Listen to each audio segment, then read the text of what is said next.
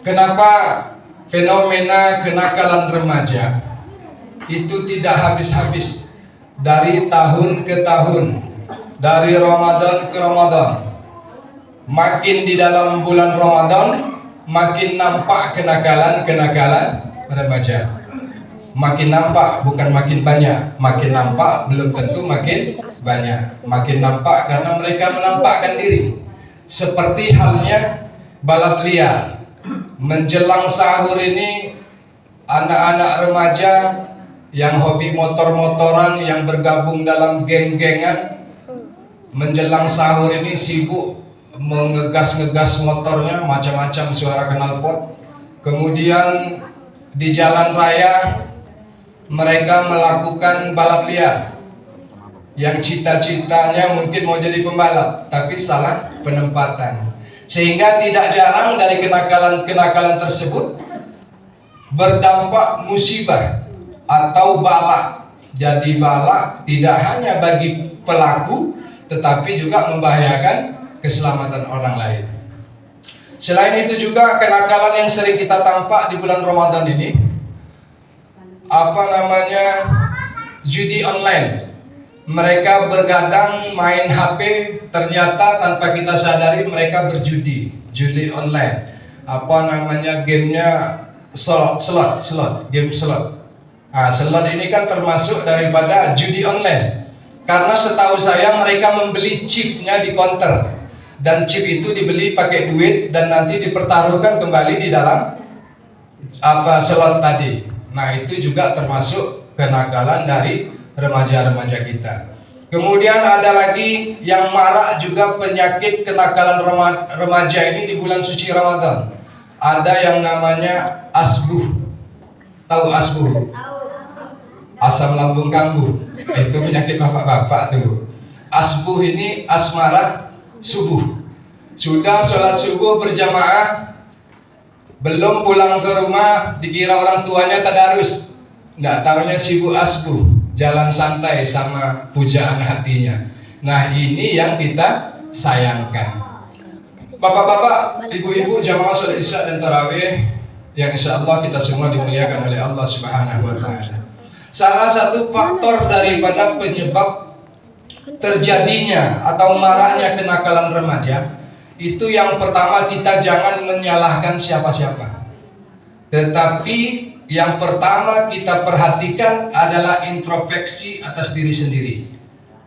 Apakah anak kita selama ini dalam pantauan dan perhatian kita, atau kita sama anak kita selama ini cuek bebek? Mau kemana dia, mau pulang jam 10, jam 11 balik sahur, tak masalah, yang penting balik.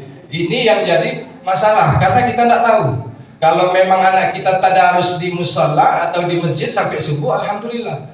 Takutnya tadarus tempat lain, tadarus di jalan, sambil bawa motor, boncengan, nongkrong dan lain sebagainya. Ini yang jadi masalah. Perhatian dari orang tua. Karena kalau orang tua ini tidak memperhatikan, sehingga anak-anak ini merasa bebas, tidak ada pantauan dan pengawasan. Itu salah satu faktor yang pertama. Faktor yang kedua, kurangnya pendidikan agama. Karena selama ini kita hanya fokus kepada pendidikan umum. Yang anak ngerocos bahasa Inggris bangga, yang anak tidak kenal alif bata sampai ya, kita tidak bersedih. Ini yang kadang-kadang yang fatal kita anggap biasa, yang biasa kita anggap prestasi yang luar biasa.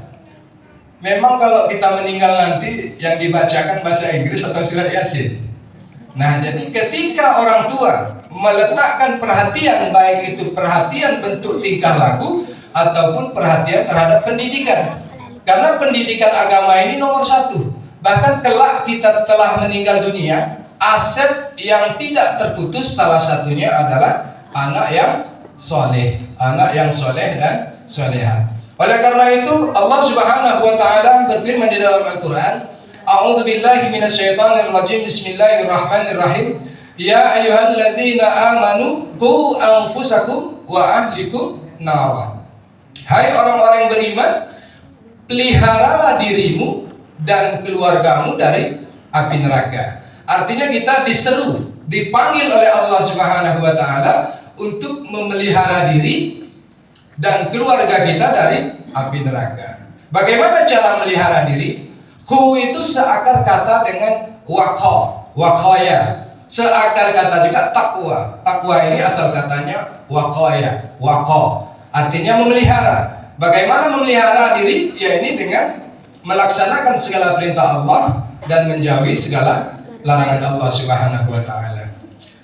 Salah satunya di dalam tarbiyah Ramadan, pendidikan di bulan suci Ramadan ini sangat dahsyat, di mana majelis taklim sangat mudah dijumpai, baik majelis taklim ba'da zuhur, ba'da subuh ataupun ba'da isya menjelang tarawih.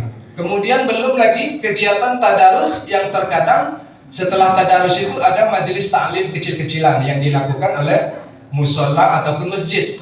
Artinya seperti bermusyawarah atau diskusi. Bagaimana pemuda-pemuda kita ini digerakkan, diaktifkan peran sertanya di dalam baik itu kepengurusan masjid ataupun dalam petugas-petugas rutin di dalam kegiatan bulan suci Ramadan, yang secara tidak langsung hal tersebut dapat menyeret anak tersebut ke dalam lingkungan yang kondusif, yang berbau agamis, sehingga kebutuhan rohaninya di bidang agama dapat terpenuhi.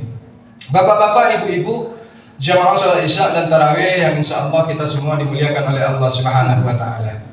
Ada lagi satu hal kenakalan remaja yang tak kunjung habis, yaitu narkoba.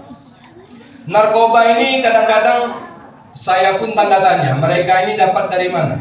Mendapatkan narkoba ini macam beli kacang goreng. Nampaknya mudah sekali mereka mendapati. Hal seperti ini ketika kita tidak memperhatikan lebih dalam, karena faktor lingkungan ini salah satu faktor penyebab terkuat. Ketika anak-anak salah pergaulan, kita sudah tahu temannya anak kita atau tempat nongkrongnya anak kita itu di lingkungan yang rawan. Ditambah lagi kita tidak perhatian, maka salah satu penyebabnya bisa jadi kita melalaikan hal tersebut sehingga membuat mereka mudah terpengaruh terhadap pergaulan-pergaulan yang tak beres atau pergaulan-pergaulan yang dilarang oleh agama maupun dilarang oleh negara. Bapak-bapak, ibu-ibu, jamaah sholat Isya dan tarawih rahimakumullah. Jadi kita sebagai orang tua harus meningkatkan pengawasan, kemudian memperhatikan pergaulan anak kita, kemana anak kita tidak pulang semalaman penuh, kemudian memperhatikan pendidikan anak kita terhadap agama. Apakah anak kita selama ini telah mendapatkan pendidikan agama yang cukup, baik itu dari kegiatan madrasah diniyah ataupun kegiatan-kegiatan di masjid. Sebenarnya tidak susah dan harganya pun murah meriah pendidikan agama ini. Cuma terkadang orang tua tidak begitu memaksa sehingga mereka bebas dan berkehendak sesuai keinginan mereka yang masih labil, yang belum stabil, yang sangat membutuhkan perhatian tidak hanya dari para guru. Karena kalau guru ini memperhatikan paling waktu di sekolah atau di dalam lingkungan pendidikan. Tetapi kalau orang tua ini dituntut perhatiannya 1 kali 24 jam. Karena pergaulan ini terkadang dari sekolah pun macam-macam pergaulannya.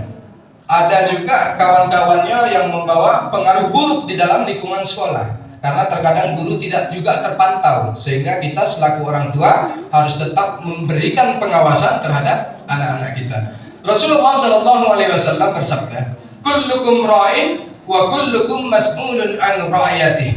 Setiap kamu, kata Rasulullah, adalah pemimpin, dan setiap pemimpin akan diminta pertanggungjawabannya. Pemimpin dalam arti kata, kita selaku kepala keluarga pemimpin atas keluarga kita. Kita selaku ibu di dalam rumah pemimpin terhadap keluarga kita, terhadap anak-anak kita. Yang harus kita perhatikan, apakah selama ini kita telah memberikan kepemimpinan yang baik terhadap anak-anak kita. Bapak-bapak, ibu-ibu, jamaah sholat Isya dan tarawih yang insya Allah kita semua dimuliakan oleh Allah Subhanahu wa taala. Kemudian Rasulullah SAW mengingatkan kepada kita bahwa anak-anak kita ini sejatinya terlahir dalam keadaan suci.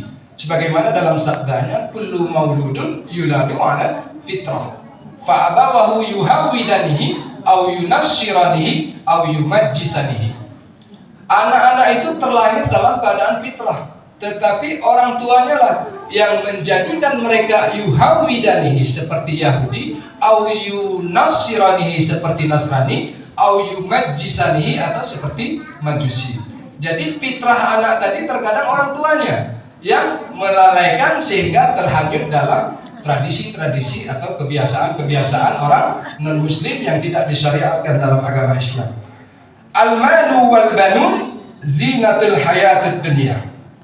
Anak-anak itu dan harta benda merupakan perhiasan dunia. Maka kita harus benar-benar memperhatikan jangan sampai mereka sebagai perhiasan malah kita yang dirusak. Keinginan-keinginan mereka dipenuhi. Anak masih SD minta belikan motor balap, dibelikan motor balap. Itu bukan bentuk kasih sayang, tetapi itu bentuk untuk menghancurkan anak. Atau anak masih SMP disuruh bawa mobil dan dibebaskan bawa mobil. Warawiri bawa mobil, bawa kawan-kawan ugal-ugalan di jalan nabrak orang. Na'udzubillah min dzalik. Makanya Allah Subhanahu wa taala menegaskan, "Innama amwalukum wa auladukum fitnah." Sesungguhnya amwalukum, harta-hartamu, wa auladukum dan anak-anakmu adalah fitnah. Fitnah di sini bermakna di dalam kitab tafsir tahlili bahwa fitnah di sini adalah cobaan. Di mana ketika kita tidak mampu menghadapi cobaan-cobaan baik dari harta yang kita miliki ataupun anak-anak yang kita miliki, maka dapat menjerumuskan kita ke dalam pelanggaran dari syariat-syariat Islam. Jadi intisarinya, terjadinya ketakalan remaja ini tidak ubah daripada kelalaian kita selaku orang tua yang tidak memberikan pantauan, pengawasan serta pendidikan sehingga mereka bebas dalam bertingkah laku tanpa ada pengawasan dari pihak orang tuanya. Sebagai penutup, bahwa malam hari ini kita telah memasuki malam yang ke-14. Jadi kurang lebih kita bersama Ramadan ini tinggal 16 hari lagi. Bagaimana di momen 16 hari ini kita dapat memaksimalkan semaksimal mungkin. Mudah-mudahan kita dapat istiqamah dalam mengamalkan seluruh perintah Allah dan menjauhi segala larangannya, sehingga pada akhir bulan suci Ramadan kita mencapai predikat tertinggi, yaitu la'allakum tattaqun, hamba yang bertakwa kepada Allah Subhanahu wa taala.